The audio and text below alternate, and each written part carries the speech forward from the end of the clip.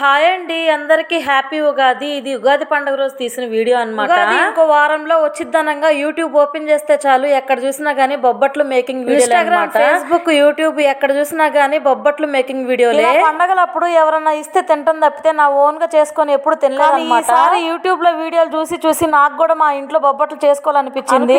తడవు ఇంకా యూట్యూబ్ లో అంతా కూడా సెర్చ్ చేసి నాకు నచ్చిన రెసిపీని అయితే సెలెక్ట్ చేసుకున్నాను. చూసిన వీడియోల్లో ఎక్కువ మంది మైదాతోనే చేశారనమాట. ఇంకా నేనైతే గోధుమ పిండితో ట్రై చేశాను. గోధుమ పిండితో పాటు కొంచెం మైదా కూడా వేసి సాల్ట్, ఆయిల్ వేసి బాగా కలుపుకొని మధ్యలో వాటర్ పోసుకుంటూ చపాతీ పిండిలాగా ముద్దలాగా చేసుకున్నాను. దానిలో స్టఫింగ్ కోసం అని చెప్పి పచ్చెనగపప్పుని 1 గంట నానబెట్టి కుక్కర్ లో 4 విజిల్స్ వచ్చేంత వరకు ఉడికించుకొని బాగా బెల్లము, ఇలాచి పౌడర్, కొంచెం సాల్ట్ వేసి ముద్దలాగా చేసుకున్నాను. పిండి మధ్యలో శనగపప్పు ఉండలను పెట్టి చపాతీలాగా రుద్దుకొని 2 సైడ్స్ నెయ్యితో అయితే కాల్చాను.